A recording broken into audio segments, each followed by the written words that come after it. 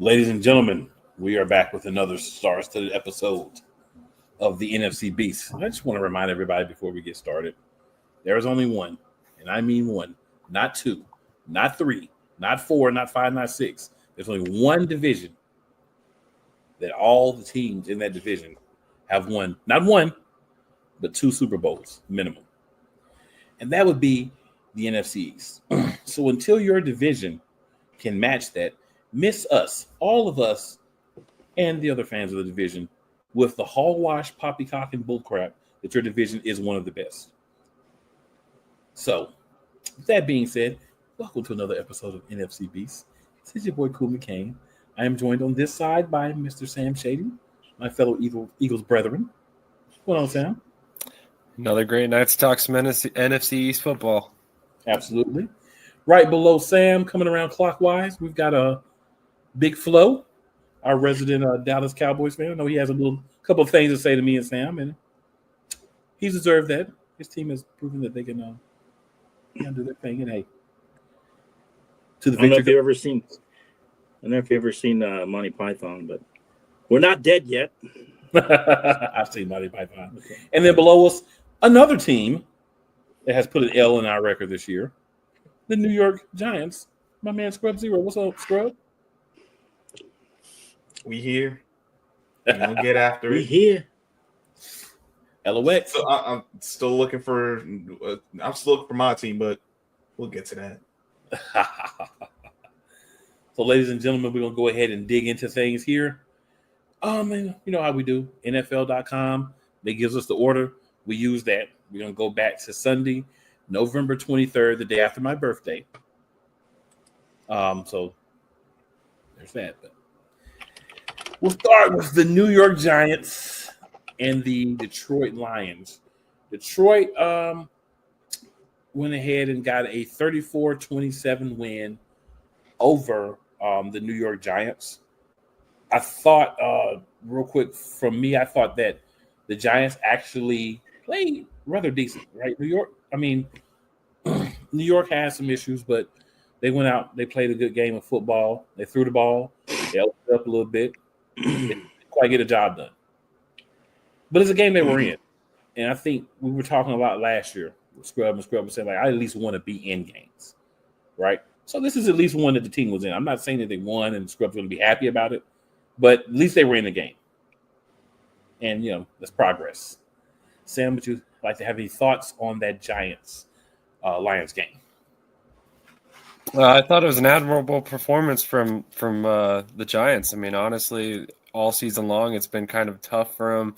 They've been in games, but not really winning them. And this was another game that they probably should have won, if not for a couple mistakes throughout the game. But great game overall by the team, and Jameis Winston, I thought did a great job filling as a starter. A lot of things to like about the Giants. I mean, I know it's not really materializing this season, but I expect them to be a good season or a good team in future years.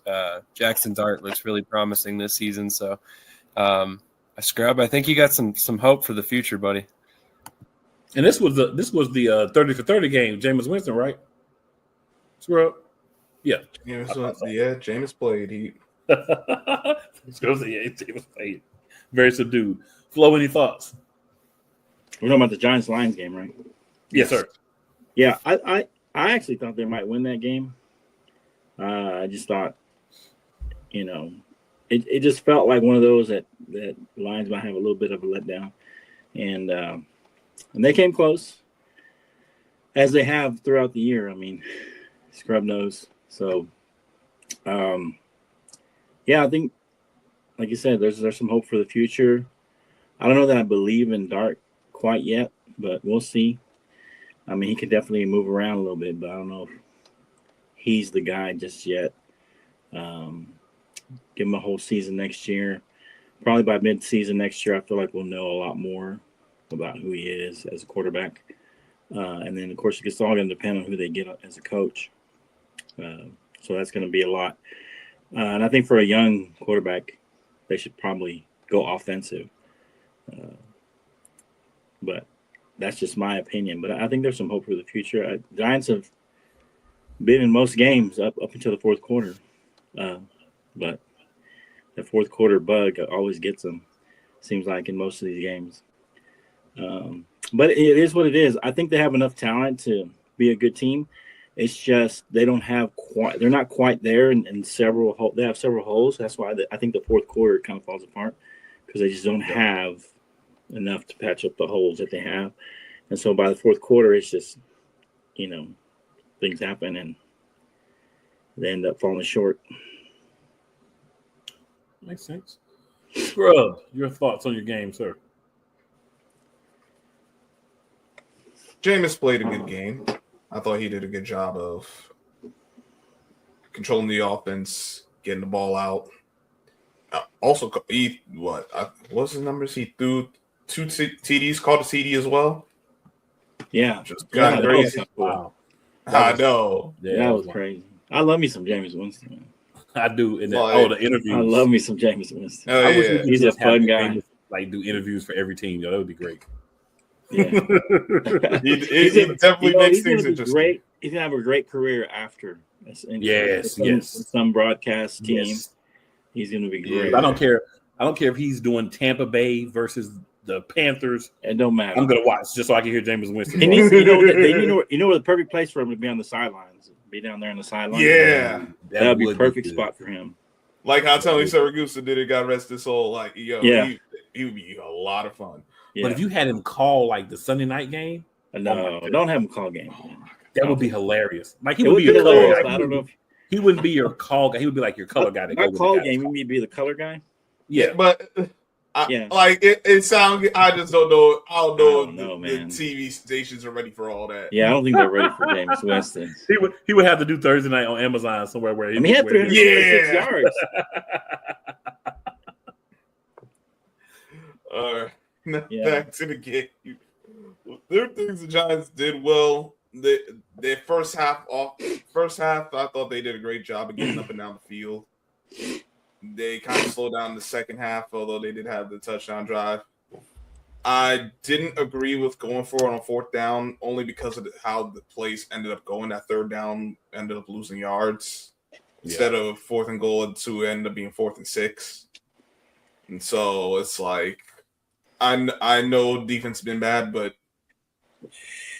the chances of you converting a 4th and goal from the 6 compared to the 2 is night and day. Be that as it may, defense still, they're not getting the job done. I think this team has an issue. I think it's a structural issue. They don't have no structure. They don't have an identity. Okay. Who do they want to be? I don't know. Offensively, they look like they have an identity, at least with Jameis, but defense, they miss too many tackles. They don't get off of blocks. The coverage is very more missed than hit. You saw what happened in overtime. Jahmyr Gibbs' first play, touchdown. And how you have Dexter Lawrence on the sideline in that situation doesn't make any sense to me. That was the final straw. That's the last time we ever saw Shane Bowen coach because he got fired after that game. But I think, Flo, I know you said offensive guy would be good for Dart, but the team needs a head coach that has some structure because this ain't it, dog. I know what Giants football is supposed to be. We ain't had Giants football since Tom Coughlin. And, we had the 1 year with Dable getting to the playoffs, but that's the one Giants football. And until we get back to that, it's going to be – we just going to keep coming up short. It's going to look like it will either be in a game and then fade in the fourth quarter, or we're going to get run off the field and don't even belong on the board. That's tough either way. Hey. Yeah. All right, so we'll go in order. The next game would be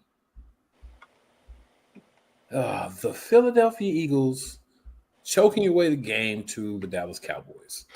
So I'll go first. Sam, you and Flo, whoever wants to go last can go last. I'll go first, and then Scrub can go, and then whichever one of you guys want to go. Credit to the Dallas Cowboys. They got down by 21 points, really a few minutes into the second quarter, and then after that, a combination of the Eagles decided that they had done enough, and they were just going to lean on the defense and not try to score a field goal or any points after that point. And then Dallas saying, hey, we're going to get back into this game and showing a lot of grit and getting back to the game. They beat us, and honestly, we deserve to lose. They played better after the 12-minute mark in the second quarter. After that point, offensively, we did nothing. And in the end of the game, got a chance to at least, do something, and our quarterback holds onto the ball and gets sacked on the fourth down play. That's how you lose games. Kudos to the Cowboys. They came to play. They needed it. Flo said in the chat, we needed it more than y'all, and they played like they needed it more than us after that 12-minute mark in the second quarter. You don't win a game at the 12-minute mark in the second quarter. And the only coach that thinks you win a game at 12 minutes in the second quarter is Nicholas John Sirianni. Scrub, your thoughts, sir?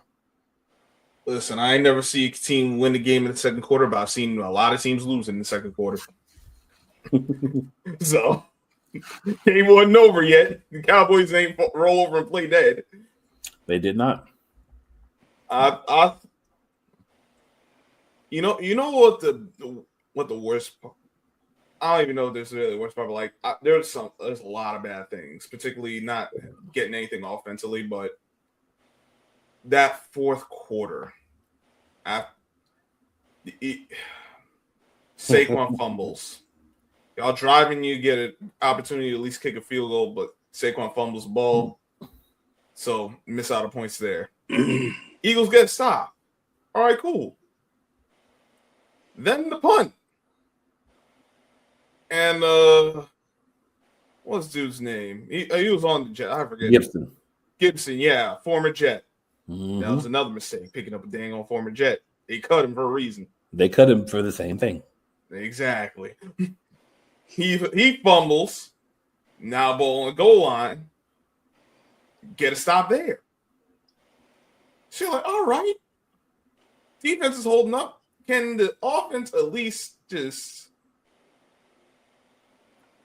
And actually, after that, y'all started moving the ball a little bit. 2-minute warning come up. 3rd and 2. Jalen Hurts takes a sack. And I need the offensive line to do a better job. I also need Jalen Hurts to understand it's 3rd and 2. It's a catch-22 because you don't want the clock to stop for incompletion and give the Cowboys a bunch of time to go down the field. At the same time, you can't take a sack in that situation because that's field position. Then the punt happens, and then personal foul penalty, got pushed back, had to punt again. So it was better starting field position for the Cowboys. So and then kick the field goal and win it. We've lamented this all season. The Eagles can't. And it's crazy because they start off the game scoring. It's like, all right, maybe they finally figured it out. You're not necessarily thinking, okay, they're going to score in every possession, but you're thinking, all right, 21 points early.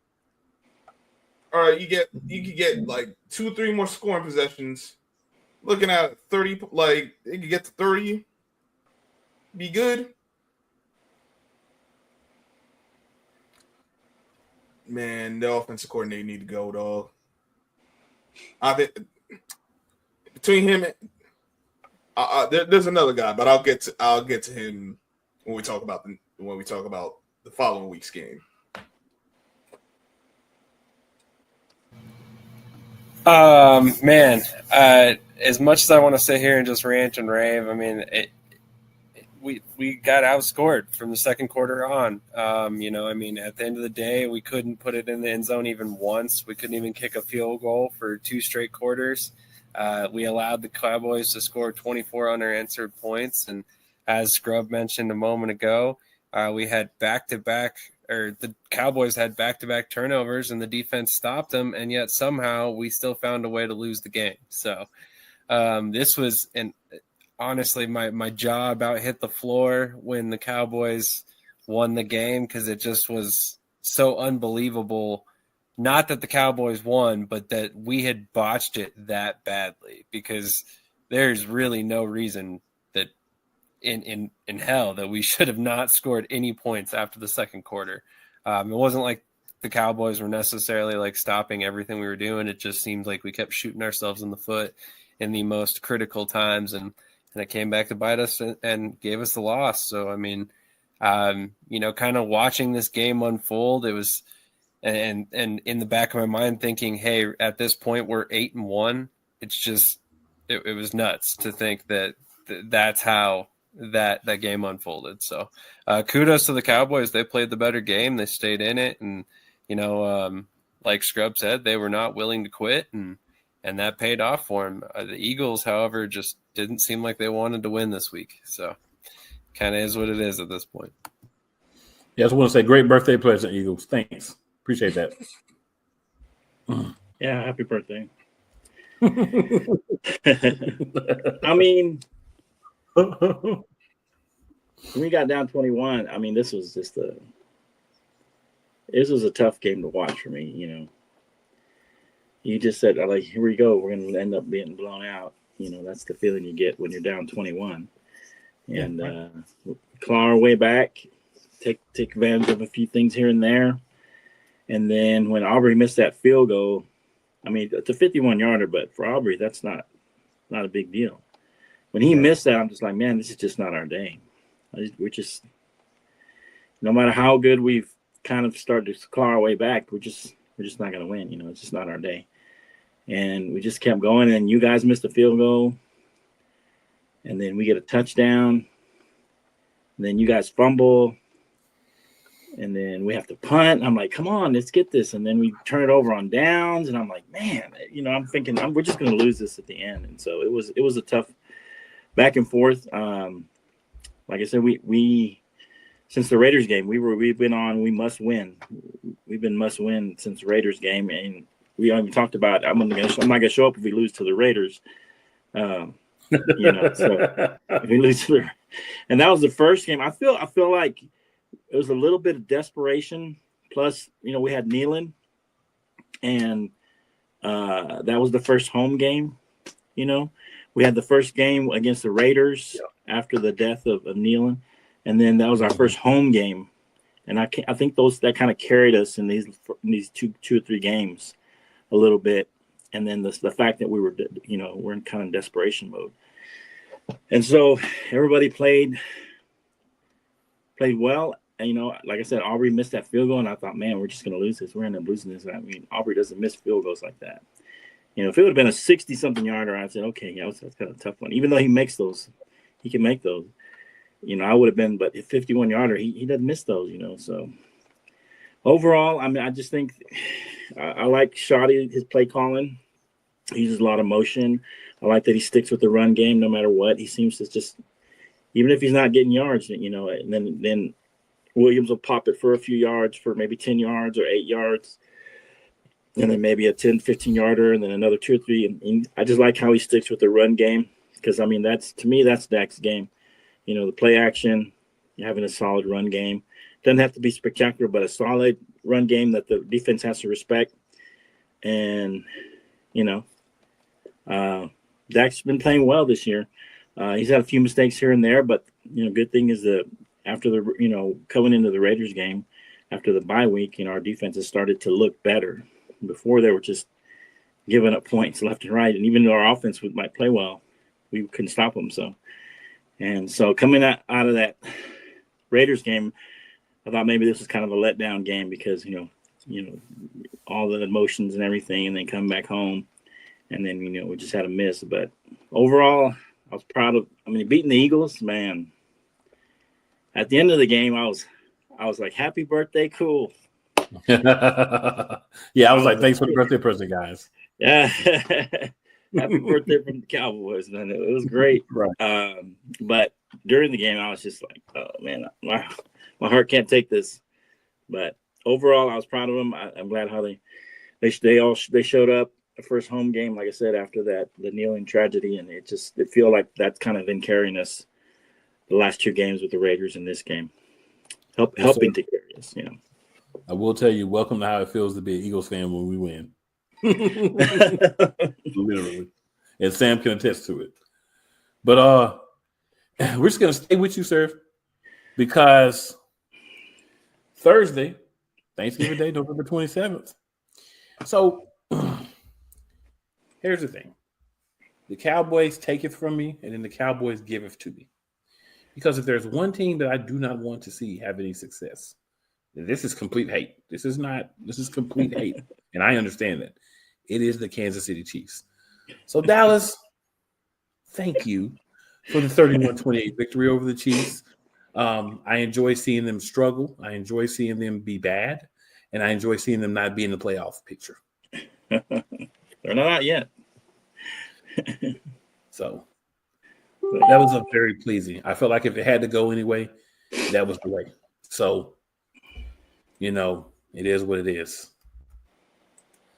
Sam, any thoughts on the Thanksgiving Day Cowboys game against the Chiefs?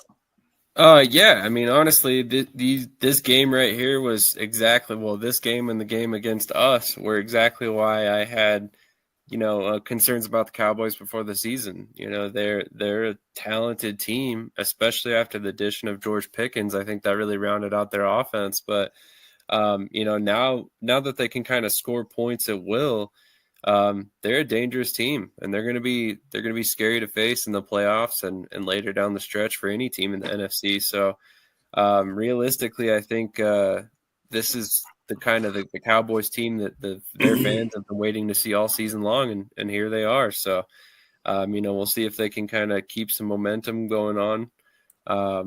But realistically, two impressive games back to back against the Super Bowl contenders last year. So good statement wins for the Cowboys, I think, and really kind of what they needed to get their season back on track. Flo, all yours, sir.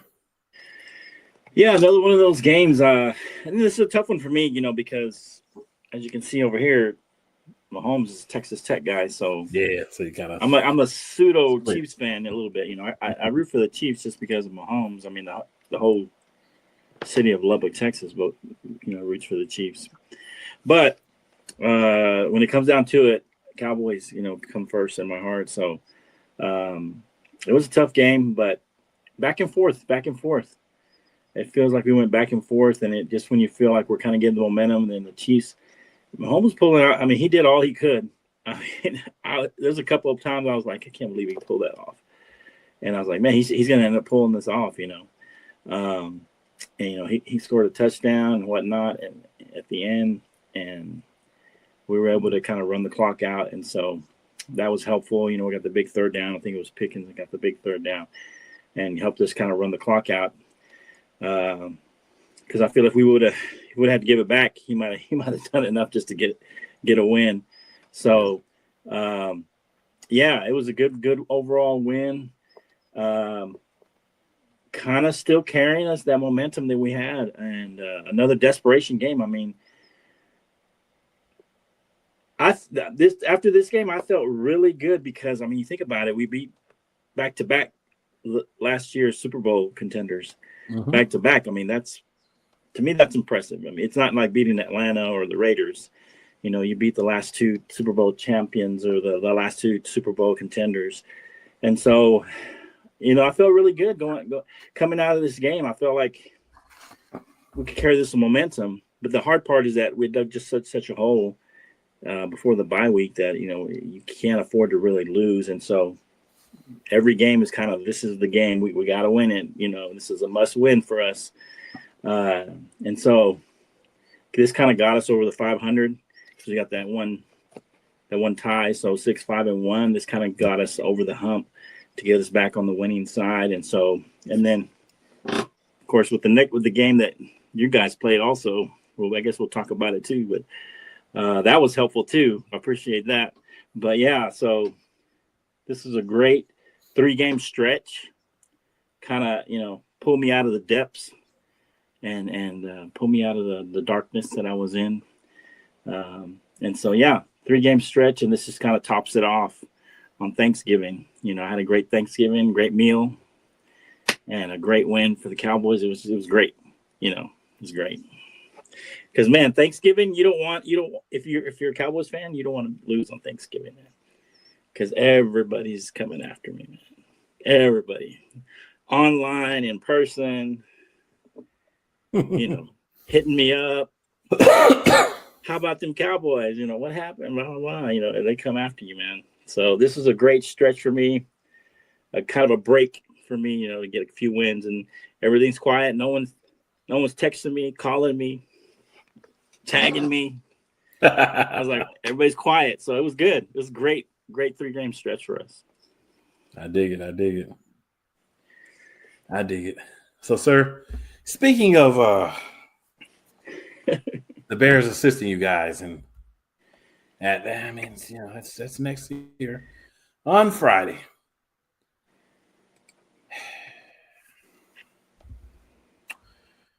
The Philadelphia Eagles, Black Friday game against the Chicago Bears. Chicago Bears came into Lincoln Financial Field, and the Philadelphia Eagles left their offense at Thanksgiving. 15-24, Bears beat us. This background is mainly because of this game. This game was horribly, and I'm being nice when I say horribly, just called. Like I'm just looking at this game like, why? Like, what are we doing? And I don't blame the defense of the Philadelphia Eagles, because I think your offense has to help you, right? Your offense has to say, you know what? We're going to go out here and we're going to score some points. We're going to hold the ball some. We're going to make it easier on you, even if we're not at our best.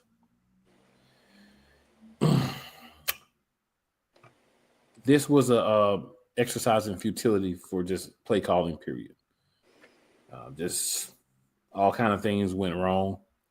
But there was one person that was not mad after this game. And that was number 11. Because he had 2 touchdowns and, over 100 yards. Mm-hmm. But outside of that, we did jack crap. We fumbled a tush push. A bad interception from Hurts. Still can't run the ball with any real efficiency. All of our runs look to be up the middle. It's very easy to say they're going to run the ball up the middle, stop them. Not sure I know what the dysfunction is. It's the OC. But not sure how that would ever be fixed, because it's not like, we're going to do anything about what the OC's doing. He's going to continue to be the OC. We're going to put him up top, and, that's going to be better for him because we put it up top.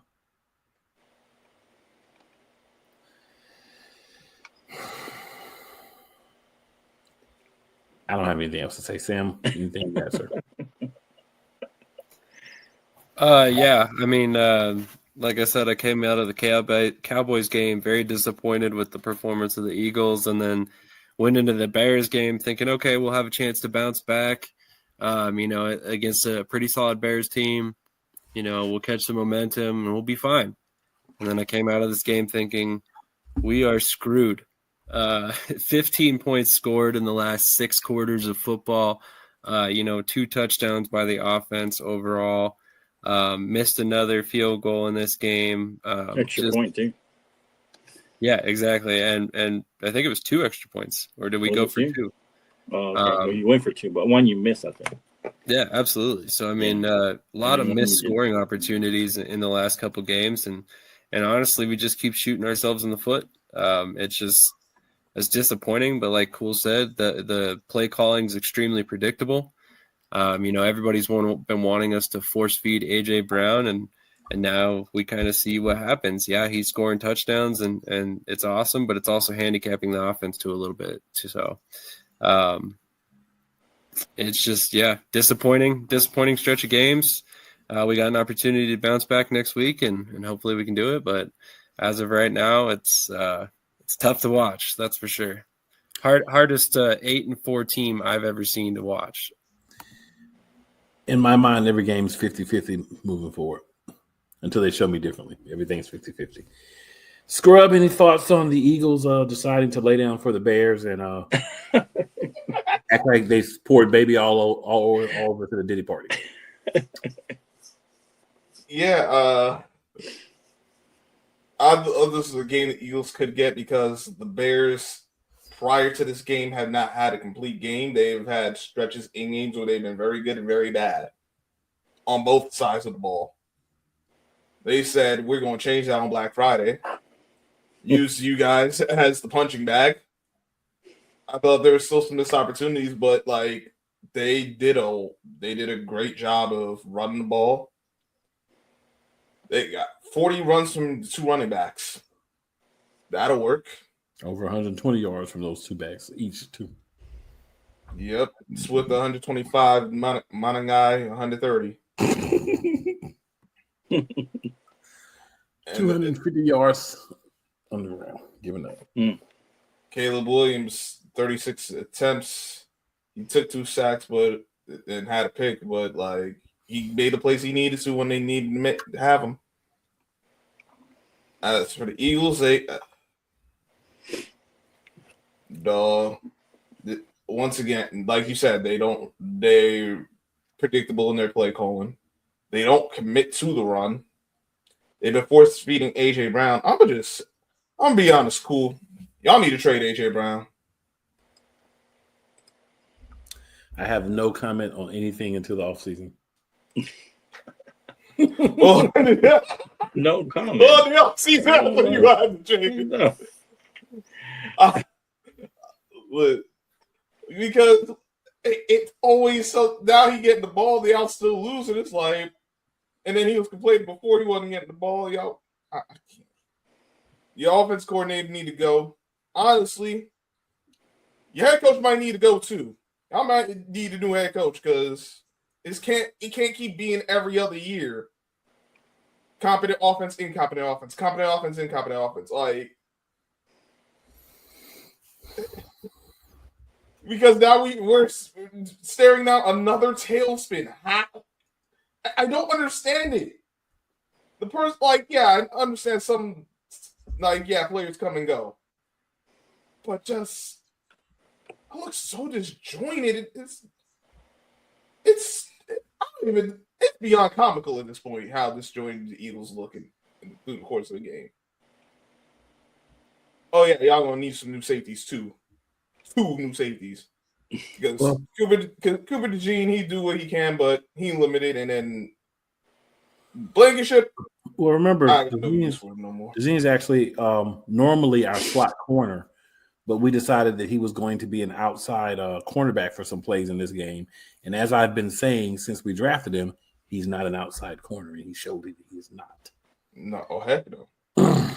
Yeah, but in the slot, it's fine. Blankenship needs another good safety with him. I think Makuba could have been that, but Sidney Brown decided to take Makuba out. So Makuba's not playing because his teammate Friendly Fire took him down. So yeah, that's interesting. Oh, and by the way, Jalen Carter's shoulders are really hurting him. We'll talk about that when we preview the game for next week. Oh, nice. So the tailspin in full effect. It's not quite the tailspin that people want it to be yet, though.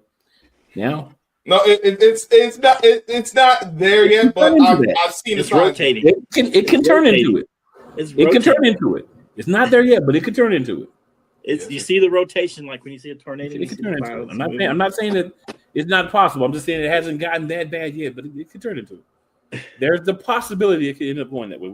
I don't think it will, but Speaking of that, it's Yeah, this- possible. this felt like kind of like the Green Bay game, going into the third quarter, it was 10-9 or something. Yeah. And I mean, to your point, cool. They end up getting a touchdown, and the last two drives they had, they took about 12 minutes of game clock. So in between there, the Eagles had 3 plays and a punt. And so, like I said, to your point, the defense needs some help. They're going to get tired. They can't win it. Every time if you put them out there after, it was a minute 27, and then we're back out there again, and then the Bears go down and drive another 8 plays, 63 yards, and get another touchdown. But then the Eagles come out and get a touchdown, but it seemed like I was a little too late. At that point, I think they go out there with like 3 minutes left. You're down 2 scores. Yep. Yeah. Came in and scored, but I mean, I don't know. Yeah, it's not like you said. It's not spiraling yet, but you can see the rotation. And then on Sunday Night Football, November 30th, in a way more spirited game than anticipated, I'll be honest, by me. The Commanders lose by 1. The Denver Broncos, as unfortunately I predicted, complete their season sweep of the NFC East. They beat all of us, 27-26 over the Commanders. Shout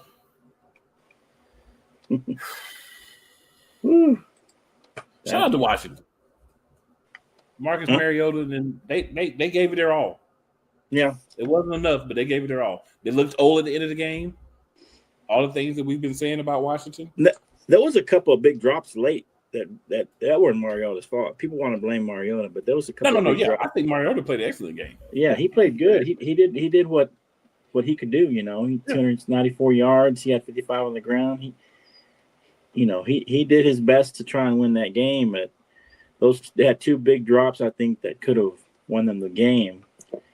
And then they get the touchdown at the end and go for 2. I'm just like, but I mean, I get it. You want to get a W, but just kick the field goal, man. If it's a tie, it's a tie. Better than the L. It feels better, a little better. But they went for 2. I mean, I don't blame them. But man, I would have just kicked the field goal and go from there. Try to have some Kunas, and they didn't quite have enough. Yeah, I mean, I don't know. You should have pulled out whatever best play, 2-point conversion play you have and run that one. But I don't think that was it. But maybe they can't run it with Mariota. And so, but I feel like this game slipped away from them. I feel like they should have just gone for the tie. And maybe you get a turnover, against Denver, or something. They get a fumble, or they have to punt it back to you, and you get a field goal. But with the 2-point conversion going for it, I mean, you're saying, hey, we're going to go for it. And I feel like Washington deserved to win this game. And they just fell short. They did everything but finish it up. Yeah. Scrub, your thoughts on the Commanders game, if you have any? And then we'll finish with Sam. I think. Yeah. Marcus Mariota played as well as he could. But I did not like this game plan because no, I'm gonna tell you why I didn't like the game plan. There's no way I want Marcus Mariota with the ball in his hands more than I don't want him to pass it more than 30 times in any situation. He had 50 attempts, not including the 2-point conversion. That because here's some I know they was fast as well. They had some success. We see Marcus Mariota. We know who he is. We know what he is. The more I put the ball in his hands, the more I'm playing into the opposition's hands. And I think that caught up to them exactly on the 2-point conversion. They're gonna go for the win. They're gonna put it in his hands one more time. So what are we gonna do? We're gonna go zero blitz. Let's see if they can hold up one more time.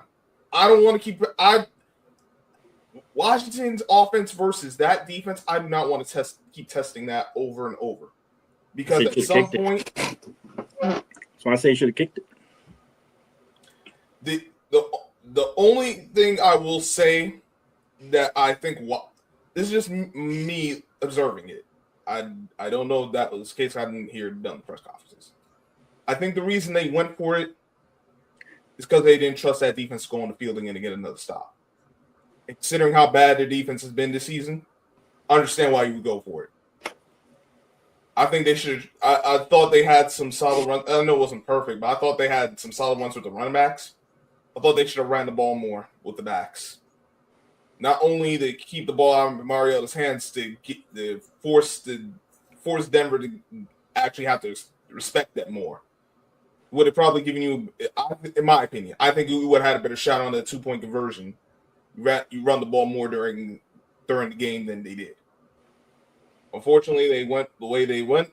It worked out for as long as it could, but Denver's been one like this all season. Like either they look like, dang, they should lose this game, and then they end up winning it.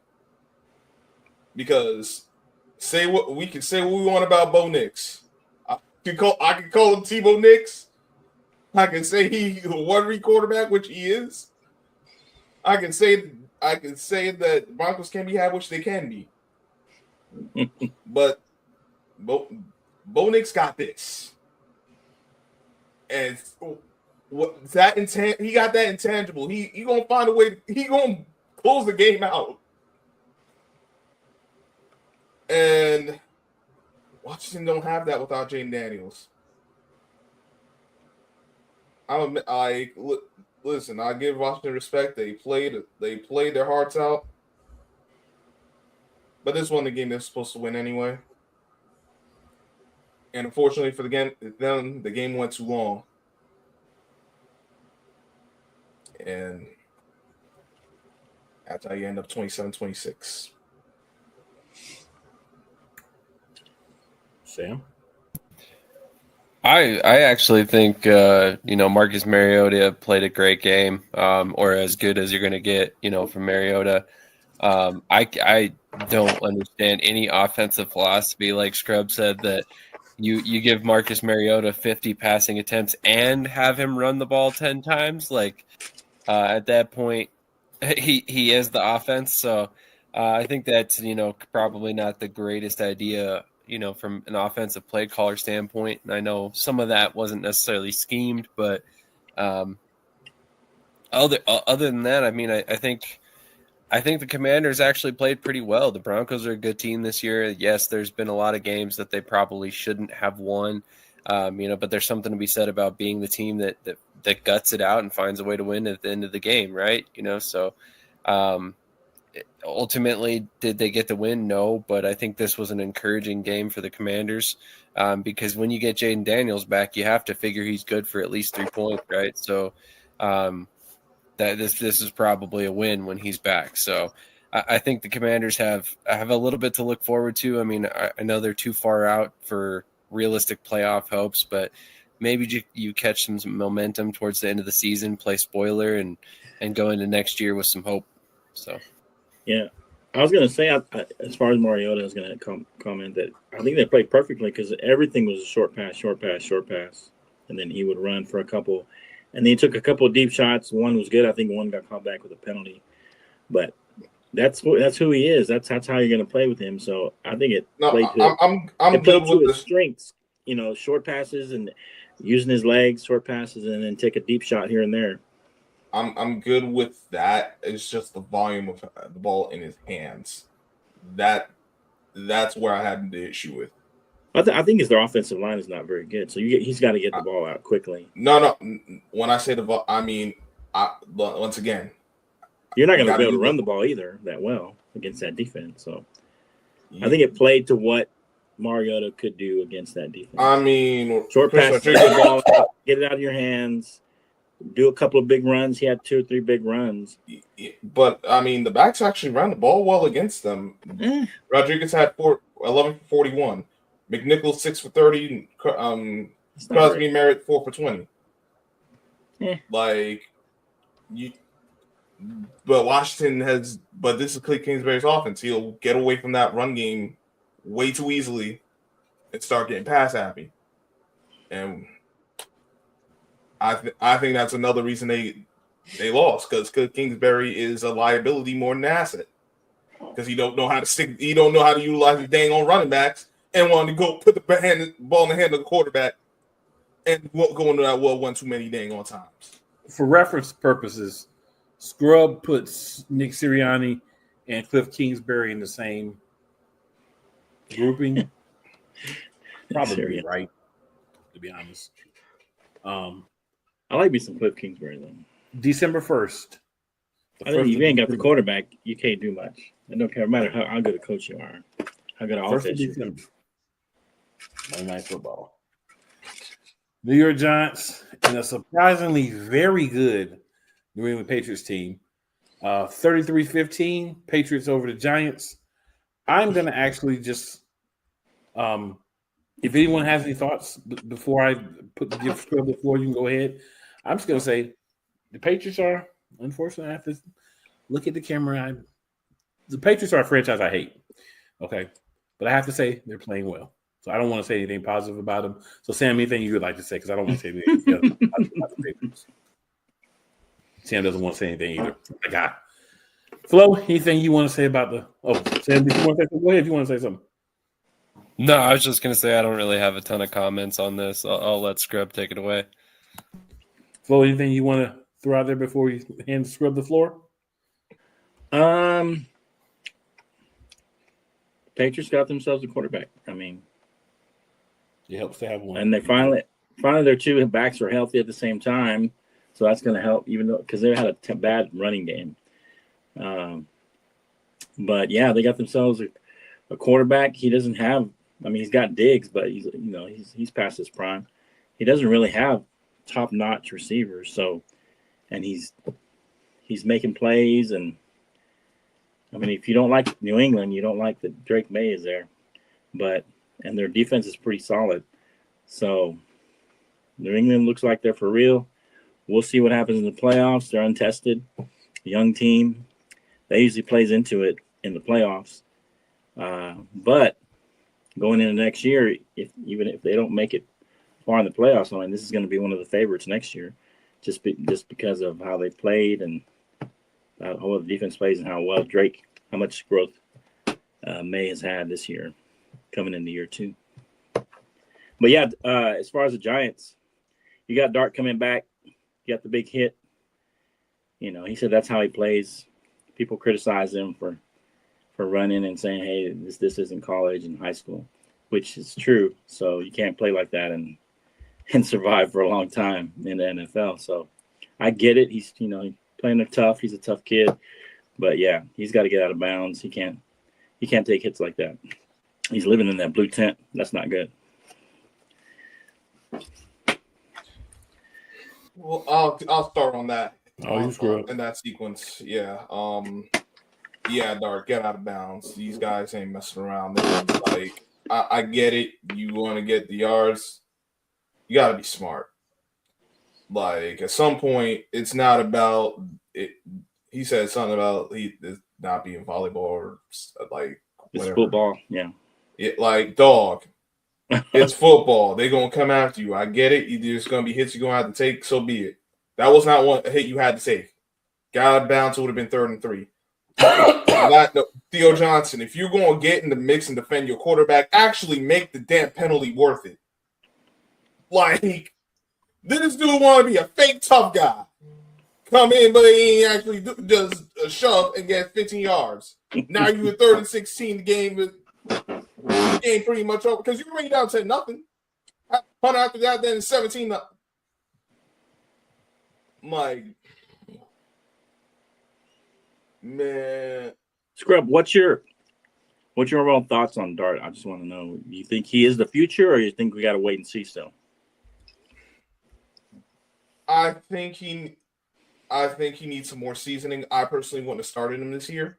Like, maybe this would have been the time to start him because I But do would you start see him early. as the possible He can possibly your be answer at here. QB, or do you think he should just keep looking and I would scour and take another look. I'm not saying you got to draft Okay. the guy in the first round. right? I'm So draft just another quarterback in the second, third round, maybe. if there's someone worth drafting. Okay. I do still want to provide some. So you don't see him as the answer ultimately necessarily right now. Right now. I don't see him as the answer. I see him as someone who could help. Could be, but potential. But you don't know part yet. of that is he got to start protecting himself, because if he's not going to protect himself, he ain't going to be long for the league anyway. Giants can do you know what the Patriots look like? This really look like the Bill Belichick type game. Like, honestly. Like, it wasn't perfect, but they were just physical. They got the special teams their special teams was on point. Aside from this field goal, they did what they wanted special teams. The defense got after it. Offense was moving along. It looked like a team that actually had some cohesion, unlike beyond just some cohesion. That looked like, okay, we got something here. We'll see what happens in the playoffs. But Drake May, listen, I didn't think Drake May was all that. I didn't think he would be doing as well as he had. So I got to give him props. I think the biggest thing that's helping him is getting Josh McDaniels as his offense coordinator. Because one thing about Josh McDaniels, like, I know he had Tom Brady, but we've seen him work with other quarterbacks too. We saw the year he had Mac Jones, and Mac Jones actually had a solid rookie year. And then, he left, and then Mac Jones, he never seen the same guy until he got to San Fran. We've seen glimpses of that.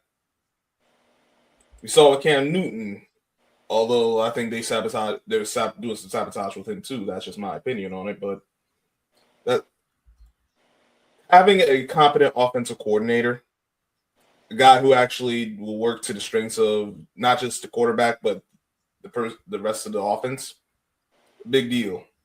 So I think the Patriots got something, but the Giants. Listen, they 4 more games left. Luckily they got the bye, so no one will have to watch the disgrace that is the New York Football Giants. We all granted a reprieve from that, and then hopefully. I thought you were gonna put Daniel Jones in a Colts uniform behind him. I should have had him on that ground after what Texas did to him, but listen, the Giants, 4 games left. We'll see if they can finish the season strong. I don't think they will. I think they might win 1 game, if that. I generally think they lose out, which I kind of want, so we can get rid of this GM and just reset. I think the Giants just need a hard reset at this point, because we ain't going nowhere this year. I'm just saying, if you go into the next draft with a high pick and a franchise quarterback already in tow, that's not the worst way to start a rebuild. Scrub doesn't know if he's a franchise quarterback in his opinion yet. Yeah, he doesn't know yet. I don't know if he's a franchise quarterback yet. I think he got someone in place, but I'm not putting all my eggs in that basket. I've seen some good, I've seen some bad, and I have seen this story before with the last quarterback, so I'm not ready to jump out that window. Fair point.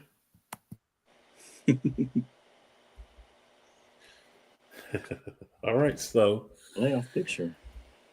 that would be our recap last 2 weeks. So we're going to go through the playoffs. There's been some changes here, so we'll get you guys updated. In the AFC, the New England Patriots are in first now at 11-2, first in the AFC East and also first overall. And we're going to do it by its place. In the NFC, Chicago Bears have now jumped to first place at 9-3, and they're first in the NFC North. So that's interesting. Second place in the AFC, the aforementioned NFC East defeaters, the Denver Broncos, at 10-2. And then over in the NFC at 9-3, the Rams are first. Second, first of the division. I mean, excuse me, second. First of the division. Sorry, first of the division. Second. Yeah. Overall. Thank you for that, sir. Sorry. In third place in the AFC, got the Jacksonville Jaguars at 8-4, first in the South. Third in the NFC, the Philadelphia Eagles at 8-4, first in the NFC East. Been sitting at 8 wins for about 3 weeks now, so be nice for that to change to a 9. Just saying. Fourth place in the AFC, the Baltimore Ravens at 6-6. In the NFC in fourth place, the Tampa Bay Buccaneers, and of course, they're both leading the divisions. The Ravens, the AFC North, Buccaneers, the NFC South. That's why they're the top four, because you're going to see some better records. You're going to see some better records under them. So there's going to be that. For the Chargers, fifth place, second in the AFC West. They're 8-4. Fifth place in the NFC belongs to the NFC West, ironically. Seahawks at 9-3. So 9-3 only gets you right now in fifth place if you're not first in your division, because the Buccaneers at 7-5 are still a division leader as of now. Sixth place to the at one point dominating Indianapolis Colts team. They're still 8-4. They're second in the AFC South, but not first anymore. The Packers are sixth place in the NFC, 8-3-1. They're second in the NFC North. And then seventh place. Right now, that's the Buffalo Bills at 8-4, second in the AFC East.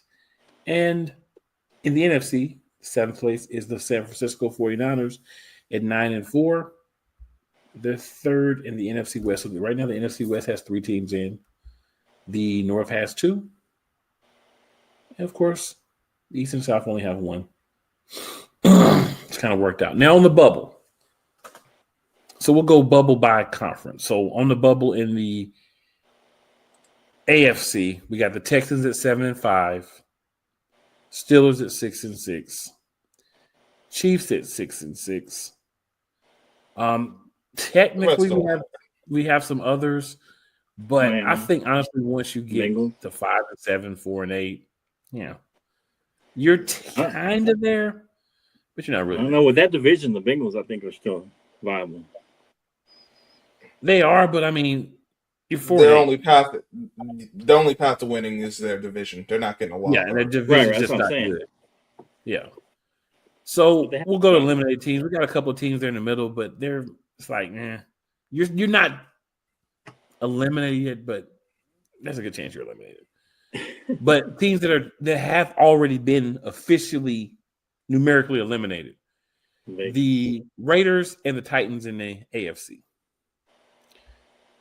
So we'll go over to the NFC. And there's more teams that are viable in the NFC just because of their record. So you got the Lions at 8-5. They're a team that's still, right there chomping at the bit to get in the playoffs. You've got the Panthers at 7-6. Their path probably is going to be winning the division. They are in the Bucs division. They have the same amount of wins. They just have one more loss, and this is their bye week. So see what happens with them there.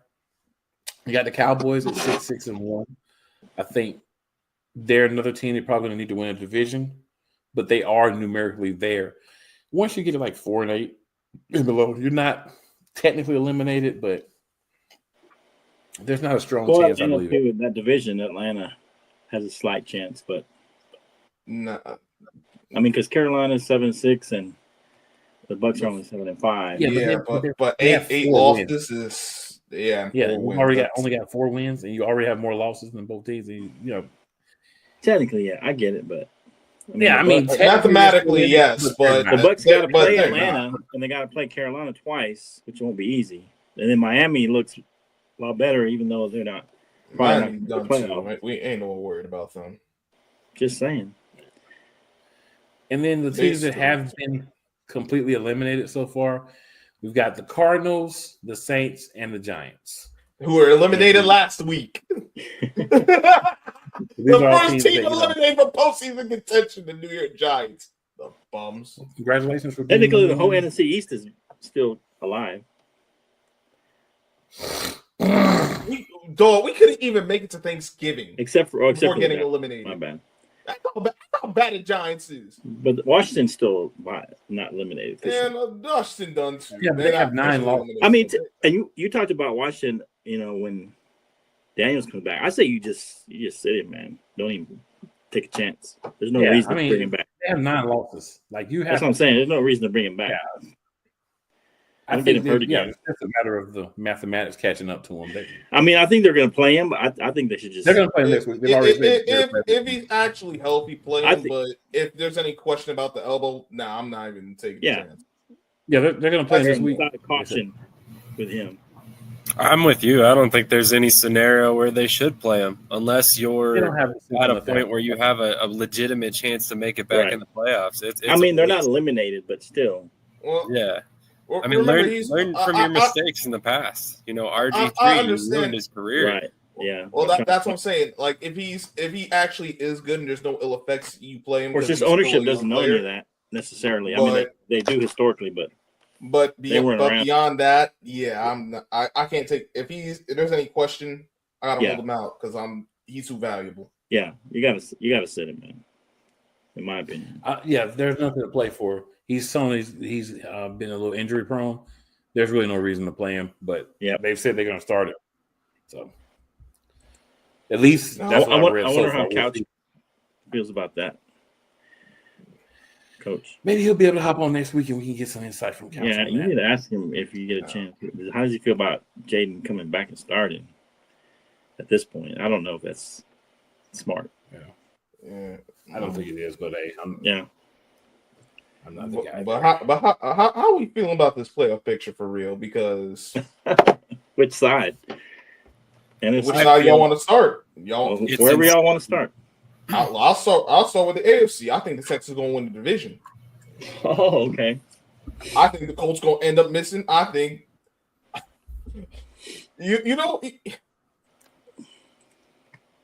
I think the Bills might end up missing too. I know it don't look pretty until they're mathematically eliminated. I can't write off the Chiefs, but it don't look good. But with the time, I'm writing the Chiefs off. Yeah, I'm not right. I know you. I know why you write them off. But no, seriously, I thought when CJ came back, they beat the Colts. I think the Colts gonna end up tail spinning out the playoffs because they've done this the past few years. They've had chances to make the playoffs late in December, and they fumble the bag. And I think it's going to end up happening again. Daniel Jones is playing hurt. I think plantar fasciitis or something. It's definitely a lower extremity injury. The fact he's playing. It has nothing to do with the fact that Scrub's a Giants fan at all. Honestly, it don't. I genuinely after that loss, something I'm like, the Colts they gave me the sense of the team that's just going to miss the playoffs. I could be wrong. If I'm wrong, I'll be here and say I'm wrong. But it's kind of, for me, I kind of get what you're saying, but at the same time, it's hard when you have the best performing running back in the league that you can lean on for them to completely just miss the playoffs. Well, that's what but I mean, with the best performing back, dog, they lost some games they could have won, but they take them away. Taylor had a decent game. He had 20 occasions for 84 yards, but a lot of those yards came from the last drive. They shut him down. Yeah, 84 yards. They need more than that from him for them to be successful. Yeah, I agree with you, Scott. I think that they might miss the playoffs. They got Jacksonville twice, Seattle, San Francisco, and Houston. That's a tough 5 games.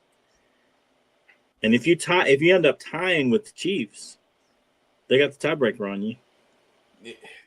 That's a scary thing. So I think the Colts may end up missing the playoffs. I think you're right. We'll see. All I know is it's crazy that the Bears and the Jaguars are in the playoff picture. Just insane to think about that. The They're not defense- only in the playoff picture, but they're number 1 and number 3 respectively. It's just crazy. Jacksonville is 17 all AFC, over. is the Eagles of the AFC.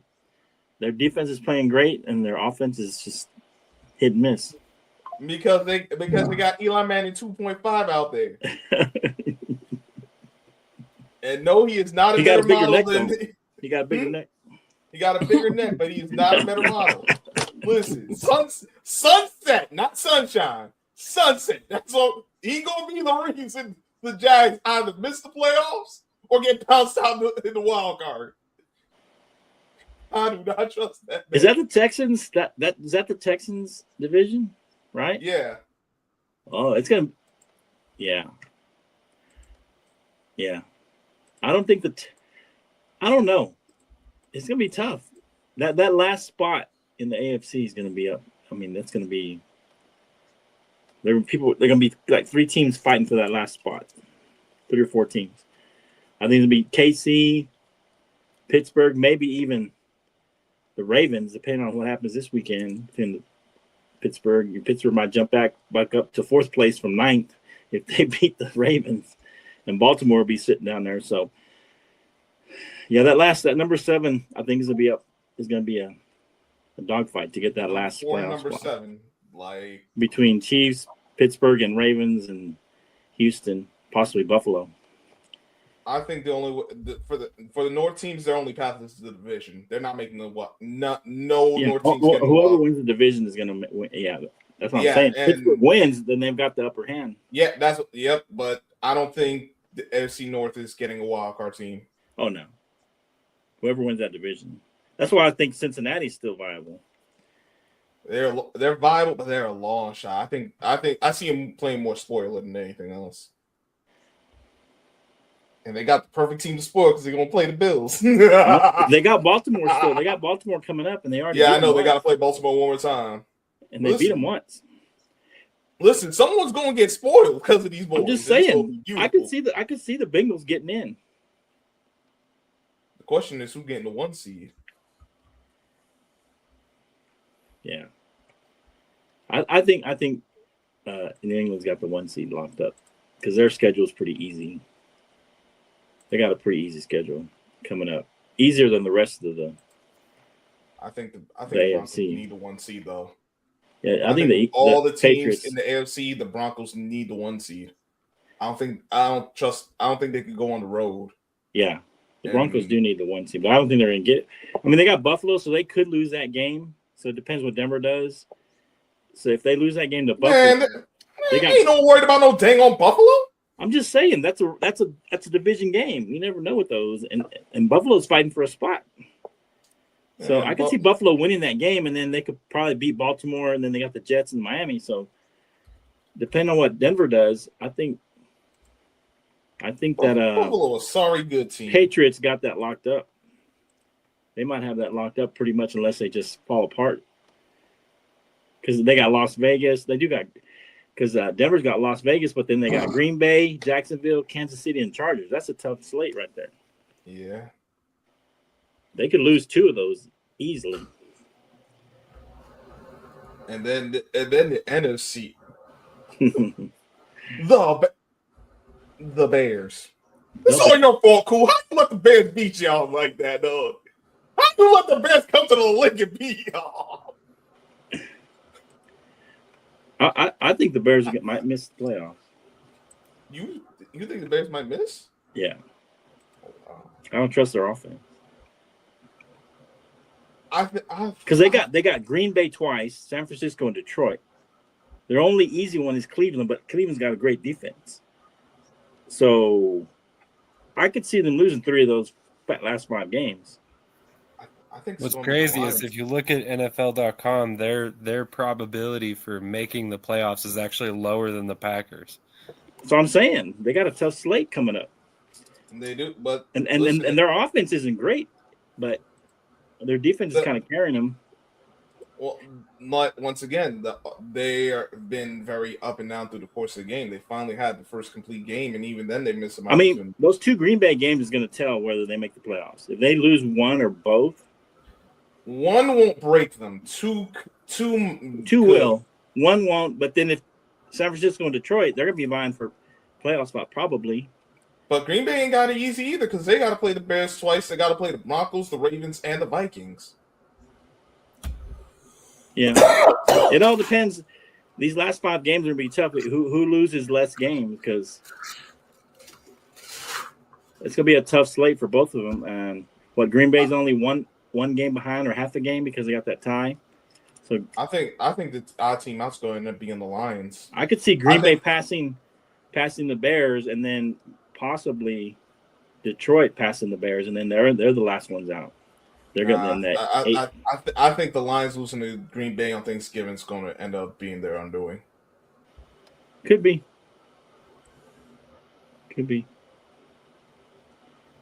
Because I still see the Rams winning their division. We got to win out. Get that first wild card. So we have to win out and then have a couple people help us out. Have Detroit, San Francisco, or Green Bay help us out by losing a few. I said it at the start of the season. I only had one team out the NFC East going to the playoffs, and that was whoever won the division. I mean, there's always Eagles total collapse. That would be great. You see, I would actually happens. I would have leaned more to that if y'all actually beat Detroit, but y'all didn't. Yeah, I'll say that was we're tough, gonna wait a couple of weeks because I think it's going to be a lot of fluctuation in the next week or two on who's in, who's out, who's where. So I think we've got I don't want to say a clear picture, but a premature picture. Because there's a lot of teams that are going to play each other, and teams are going to knock teams out. Teams are going to ascend or kind of drop. So I think that we're going to get a lot of movement in the next couple of weeks. As far as maybe somebody's a division winner and they end up being a wild card, in the next couple of weeks. Maybe somebody's out of the playoffs. They only can win a division they squeeze in. So I think I like where we're at, but I think it's going to be a lot of movement. So I'm not too hung up on who's where. It's more wins for me, wins and losses. So those teams that get the wins, they'll be all right. I just need the Eagles to lose to the Chargers and the Buffalo. You're going to get in trouble. Of course you do, man. Because those are the only two that should beat you or could have a chance to beat you. I will never be. You don't lose to those two. Really, if we win the other 3 and lose those 2, it's still not going to be enough to really help you guys out. I mean, if you have 6 losses, we have 6 losses. Y'all probably need to lose to Washington, but. That's why I think you guys got it locked up, unless y'all, like I said, there's a total collapse. I mean, you got the division locked up. Even if you lose 3 games. Listen, all the Eagles you lose 2 games. Sorry, you lose 3 games, then you open the door. But if you still a lot to play. Like I said, in about 2 weeks, we'll have a better, clear picture on what's going on with a lot of this, I think. But it's fun to talk about a little bit now, just to, where we're at. All right, guys, we got a couple of games. All right, come to preview this week, and one game that has happened. So on Thursday, December 4th, Dallas Cowboys faced the Detroit Lions at Ford Field. Detroit got the 44-30 win. I'm going to abstain from the conversation here because I'd love to hear what Flo has to say about his Dallas Cowboys and kind of what he saw.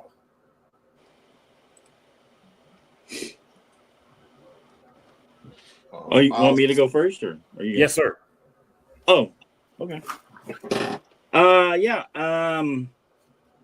think the defense showed some vulnerability. I think they we're lacking on the edges a little bit. So it was all about clogging up. Hey, let them clog up the middle. They can't pass rush us on the edge. As long as you can golf a little help. Chipping on the edges will be fine here and there. So they gave Goff enough time. He wasn't pressured enough, and so that's kind of our Achilles heel right now. If you have a solid offensive line or you have a solid game plan, I think we stopped the run pretty well. We're still doing that pretty well. I know Montgomery had 60 and Gibbs had 43, but he had the 3 touch. Both of them had 4 touchdowns between them. So that was kind of the red zone scoring for that, and so. Yeah, our defense is struggling. Still a work in progress. I think Jadeveon Clowney was hurt. I don't think he played any downs. Ravel, the rookie, is struggling a little bit. And I don't know what's up with Diggs. We can't get a lot of information. Though. Is he coming back or what's going on? So the back end is still struggling. If we can't get any pressure, then yeah, they can't cover long enough, and so that's what's going to happen. But the offense is still playing pretty well. I think what really killed us is CD was having a great game, 121 yards, and then he got knocked out, with a concussion. Yeah. I think if CD stays in the game, we have a better chance of winning that game. He was really playing well, and I think that's kind of hurt us big time, and it's going to hurt us a little bit in the next game. It's the Vikings, but I don't think he's going to play. Probably going to be in a concussion protocol, and so he might have missed 2. I don't know. It all depends, but yeah, CD getting knocked out was big for us. Flournoy came in and got 115 yards for us, but I mean he had that one wide open touchdown. I mean, he's a solid, I think it's his second year. He's a solid wide receiver for us, but he's a third, wide receiver 3. He's not really a 1 or a 2. And so Lamb being knocked out really hurt us. And then of course Pickens. People say, he wasn't trying, but there's a play early on that he gets his shoulder pulled way behind him. And I think he was injured. I don't think he could reach out and grab some of that stuff. But that's just me. I don't know. He may miss a game. It may come out that he misses a game. I don't know. Maybe he's okay. He's thin and rarely. Maybe he's flexible that way. But he seemed like he really fell on the shoulder awkwardly. And then after that, he didn't really reach out for balls and aggressive grabbing balls. And that could have been he's just being lackadaisical. I mean, it could be. But he may have just been injured and trying to tough it out. That's my opinion. But, yeah, this wasn't a good game for Pickens. And with CD going out, that didn't help us at all. But I'm optimistic. If we can win out, we can't lose the game. If we lose any games, we're done. So we have to win out to even have a shot and then have a little help from some other teams. But, yeah, I'm optimistic about the future next year if we miss the playoffs. But, I mean, it'd be nice to make it this year. But we definitely need to win out and get some help from some other teams. A little disappointing, though. Very disappointing. Fair enough. All right. Sam anything you want to add there, sir? Nothing really. Flo pretty much covered all my thoughts I would have gotten out. All right. Listen, tell Jake Ferguson stop fumbling dang on ball. I know he I need him in fantasy because he fumbles it, man. He tries too hard, but he can't hold on to the ball. I said, man, just go down, dude.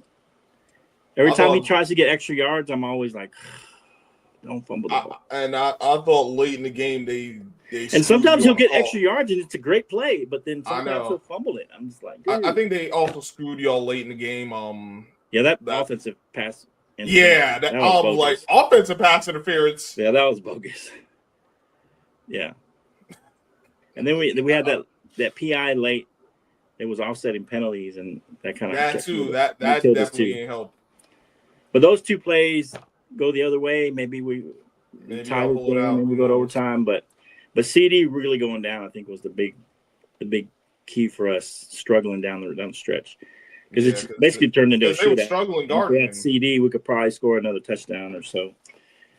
But even with that, listen, you guys got to just hold on to the ball better because 2 picks. I mean, I don't put those on Dak. No, that's what I'm saying. Like, I'm talking about your wide receivers. They got to do a better job. Because when they do a better job, those picks don't happen. Yeah. The second one is kind of more so just game over anyway, but yeah, the 5 sacks. Yeah. And the time when they came. That left side, we got a guy. We don't have our starter over there. It's Nathan Thomas is coming down for Tyler Guyton. Yeah, that first sack he gave up was so that left side is vulnerable with Nathan Thomas at left tackle. The So sack that- is that- near the that's goal what line, and it is. then that one was the bad one. The one he gave up and didn't looked inside. I'm like, Yeah. yeah, you need Guyton back. Yeah, we need Guyton back, man. We'll see. Hopefully he can play this week. I mean, if he doesn't play this week, I think we could be okay against the Vikings, but for the sure, hopefully we get him back for the next week. We're going to need him. I just want to touch on Jared Goff real quick and we can move on. Because Okay. this guy had been playing like some hot, like the numbers look good, but like you watch his game, he was looking like some hot garbage for the past few weeks. This week, he apparently he remembered that J-Mo is actually a receiver he can go to. We know how he get down with St. Brown, and then heck, the rookie Tesla got a CD too. Yeah. He actually started spreading the dang on ball around. Like, Yeah, I mean, if you don't make Goff tap dance back there, he can do pretty well. He gets in a rhythm. You got to get Goff off his spot a little bit, make him a little uncomfortable. Yeah, he's very stationary. Yeah, it also looked like he was finally off the dang on bottle because he was playing. Like my man who is alive said would say he was playing drunk. It certainly looked that way. About time. All right. So we'll move on here.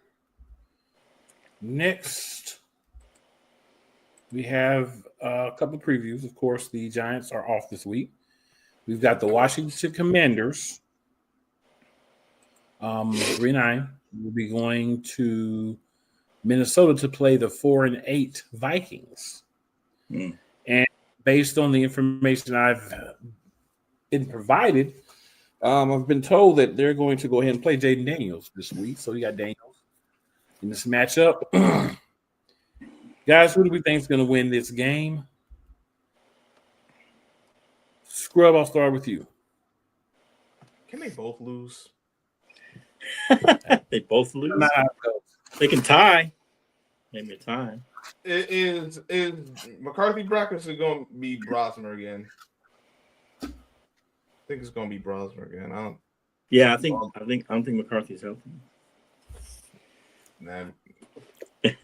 That means Commanders probably going to win this game. Probably Commanders. I hope they lose, but I mean, when your offense is completely inept, not like they weren't exactly great with McCarthy there, but Brosmer, he not good.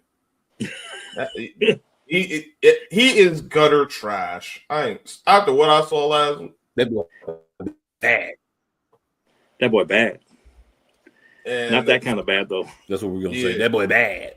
Yeah, that boy bad. And as much as I like Brian Flores and how he calls the real bad, the real kind of bad. He can't hold because they saw like it happened last week. They couldn't hold up forever against the Seahawks because offense didn't help them out in any way. I think the same thing here. Yeah, I think the Commanders' offense is going to help the Vikings a little bit. They're kind of inept at times. Yeah, but I don't think. Unfortunately, the Vikings' offense isn't going to help themselves. That's true. Yeah, I see the Commanders winning this game. Cool. I think it might be close because they're on the road, but I think Commanders pull this out.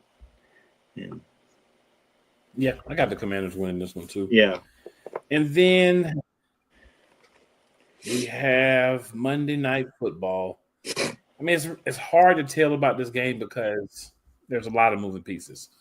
Jalen Carter's having a procedure on both of his shoulders, so he's not going to be playing. Is he out for the season? No. His shoulders? Oh, okay. He's week to week. Oh, okay. I think he's going to miss multiple weeks, but we play the Raiders after this week, so we should be okay against the Raiders. I feel like, but yeah, we got that. We don't know for certain if Justin Herbert's going to play because he had a issue with his left hand. He had surgery. Yeah, and he's saying he's going to play, but I mean, there's not a player that says I'm not going to play. but He's the probably gonna make a organization full-time decision. and the coaching staff and the medical staff gonna really clear this guy, let him go play less than a week after having hand surgery, or a week after having hand surgery, not even a full week. We'll see. I'll operate under the assumption that based on what we know as of now, I'll just assume he's going to play, right? Just it's safe to just assume he's going to play. And if he doesn't, he doesn't. I'll assume he's going to play. He hasn't been having the most fantastic season. I have him in one of my fantasy leagues. Thankfully, in that league, I also have Matthew Stafford, because it's a 2-quarterback league. So Stafford's been picking up the slack for the lackluster performances that are, that have been coming from Herbert this year. I think every game with the Eagles is 50-50 for the rest of the season. Doesn't matter who they're playing. It's my team. I'm gonna say we figure out a way. I think that's 50-52, to be honest. Really? I mean, if you're not going to score, everything's 50-50. If you're not going to score against teams, then it's going to be hard to beat guys. So I think everything's 50-50. I think this is, of course, one of the games left. I think the defense will be able to do enough to pull out a win this week against the Chargers with Herbert. Without Herbert, I think it makes it a little bit easier, but we can't let our guard down at all, because it doesn't matter who the quarterback is.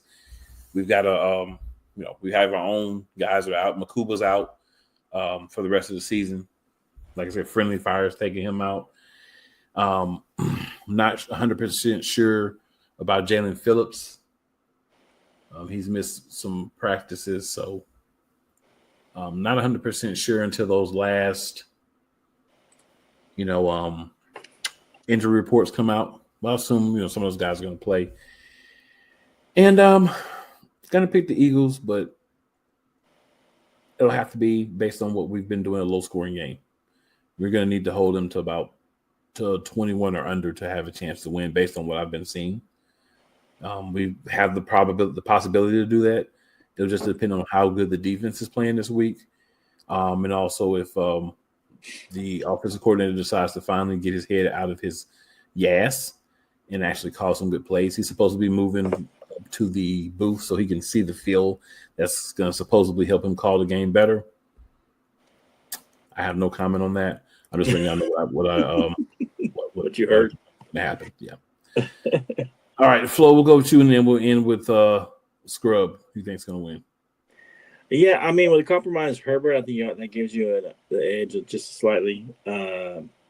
Herbert being compromised, he's been hit or miss. I think the big thing, knowing Harbaugh as the coach, you got Amari and Hampton coming back, and so him and Vidal, I think they're going to go heavy run, do a lot of ball control, and keep Herbert out of harm's way. And I think that's going to help them keep this game close. You guys are on the road, but I feel like you guys can pull this out. I'm hoping you lose. I mean, I'll be rooting for you to lose. You know that. I'll be rooting for y'all to lose. But you guys played pretty good on the road, except for that Giants game. You guys went pretty good on the road. And then, of course, the last Dallas game. But for the most part, you guys have been pretty good on the road. And the defense has been carrying you. So as long as, you can make a few stops and not let them kind of, keep your defense on the field for long stretches, I think you can pull this out. I think the Eagles will win, but I'll be rooting heavily against you. But you guys will probably pull this out. Scrub, and then Sam will finish us off. Man, I do not like the Wall Chargers. I think they've been from the moment I first saw them to that, they are fool's gold. Not just as an organization, they are just fool's gold. I don't like the Eagles either, but that's because y'all we in the same division. Beyond that, seriously, I think if Herbert, they hold Herbert on, they start Trey Lance, I think the Chargers will win. I actually think this is a game they'd have a better chance if they just go with Trey Lance. If they do go with Herbert, they win, of course. Wow. I don't know. I think They're definitely running the ball. I'm saying for this week because after having the surgery, I'm like, I don't know. I wouldn't chance it if this is a guy you I think believe it's similar to Rodgers' surgery, and he missed one game. Yeah, and I think Herbert was worse. Rodgers should even came back because I'm just saying he missed one game. No, I know he missed one game. He should have played against the Bills. Because he ain't do nothing there either. It's those magic mushrooms that Rodgers is taking. He heals faster. Right. But yeah, I'm expecting Herbert to play, so I think the Eagles actually pull this out. We all know the mushroom man. But like Will said, there ain't no guarantees with this team because if there's ever a time for the Eagles to play a complete game, it would Monday night would be a great time. I even if you they're gonna need something. You're gonna need something. I know the offense, but special teams got to show up. I think if they lose here, the spiral gets a little faster, and if they lose to the Raiders, you're in full spiral. Well, you know, I don't think that's going to happen, but I'm just saying that does happen. I think this is a game the Eagles going to need something big from special teams. I'm not even saying they got to get a return touchdown or even force a turnover, but just where you look back in the game like, yo, special teams did their job. You got to have one of them kind of games. Yeah. Who's Slim Shady? Who's the real Sam Shady? I really don't have a ton to add here. Honestly, I think the Chargers. I think this game is honestly probably one of those games that I think the Eagles really need to win. Just because I believe the Chargers are a good team, and it's kind of a statement win to get you back on track. Much like the Bears game I thought last week, but. If the offense does what they did the last couple of weeks, regardless of who the Chargers start at quarterback, I don't think we're going to win this game. The Chargers offense has consistently put up pretty solid performances, despite the fact that Herbert's kind of been spotty. So, there's a reason why they've got 8 wins this season. And we definitely should not be taking this game lightly because very quickly here we could be watching the Cowboys nipping at our heels for a playoff spot. So, we really got to win this one and make it count. So, that's kind of all I really got. We got to play a complete game. The offensive play calling has to get better. So hopefully this move to the booth actually does yield results. If it doesn't, then, hopefully they start really considering what they need to improve upon, because I don't know that you can go into 2026 with this play calling the way it is right now, or even make a deep playoff run this season. So it's going to be really interesting to see how this game goes. If it's more of the same, then it's time to make a change. The short answer is everything. We need to improve on everything. Like this season, make a change? Yeah. I think, really? at some point you have to, if you're Nick Sirianni, take over play calling. I mean, realistically, he's never done that. I just want to say, I think Nick Sirianni taking over play calling is just as bad or worse. Oh, I'm sure. That's the problem. I do agree with that. I honestly think that he still has a lot of input. Maybe you can't be anywhere. That's why it's so stagnant. But if you would like to see my thoughts on the Philadelphia Eagles, cheap plug, if you go to youtube.com/@Eagles Elite Podcast. Check out the last episode. We talked about our feelings about play calling and how we feel things are going there. So just a cheap pop if you want to, get my more feelings. I'm not going to rehash these things and, put myself in that set of memories I don't want to rehearse again on here. Let's just say that. So hey guys, another episode of NFC Beast. Covered the last 2 weeks. Of course, last week Thanksgiving, so we weren't able to make things work. Please make sure that you follow everybody. Me and Flo are shamelessly plugging ourselves all week. Because it's right there. Flo just did his. I'm going to slide mine up there too. You know what I'm saying? Of course, Shady Sports. All things football. Several leagues covered. So a lot of good information there about different leagues, not just the NFL. And Sam will remind there's plenty of other football besides the NFL. And Scrub Zero, of course. Once you hit him up on Scrubs, it's Scrub Zero. You know, I was going to end it by saying make sure that you're checking on people that your friends, people that have lost. It's a tough time of year for people who, you know, have going through loss, whatever that may be, sibling, spouse, child, parents, close family member, you know, close friend. It's easier to just, you know, check on people, maybe spend 30 minutes, an hour, video chat with them, than, you know, have to put on a suit and go say your final goodbyes. And sometimes just a conversation can change how someone's feeling and, you know, what they're thinking and what their next moves are. And it is always, it's never where you start. It is always where you finish.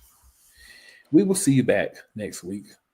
We'll be talking a couple of games that happened, of course, some previews and seeing the ever-changing playoff picture in the NFC. Who knows? In the AFC, and who knows? We have some other things to talk about. So I think this week. Hey, check us out. Sunday Anything Surge like that? tomorrow. We'll have a Sunday Surge, me and Canteen. After the afternoon games, right before Sunday Night Football. Wrap up the day's action, talk about Sunday Night, Monday Night Football. Check us out at The Bottom Line Sports on YouTube and Facebook. Appreciate it.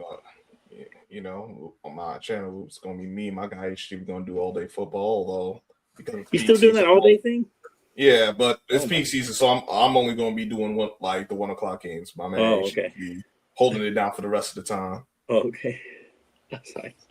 I'll be watching games. Yeah. All right. I'm only worried about one game tomorrow. Yeah, I mean, while we're here giving out cheap plugs, you know, I wanted to shout out our second channel. We launched a second channel recently to specifically focus on live sports for free, completely legal streams. So not kind of like the bootleg streams where you hop on and they get kicked off 5 minutes later. So we recently streamed Karate Combat 58, and then we've been restreaming a lot of college sports. So if you're a fan of any sort of live sports, hop over there, Shady Sports Network live events. You know, hit us with a subscribe, hit us with a like. You know, check out the sports. We've got lots of free content on there as well. Guns up tomorrow. Let's win the Big 12. Texas Tech.